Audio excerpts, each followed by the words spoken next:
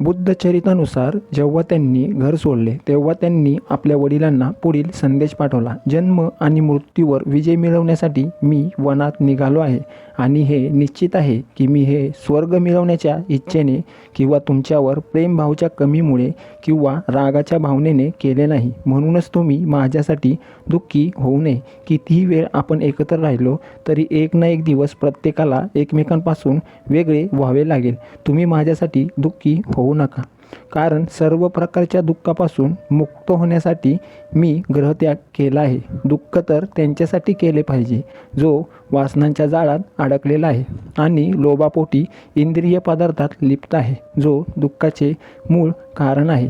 जर तुम्हाला वाटत असेल की मी चुकीच्या वेळी वनाकडे प्रस्थान केले आहे, तर मी फक्त एवढेच म्हणेन की धर्माच्या मार्गावर चालण्यासाठी कोणतीही वेळ वाईट नसते.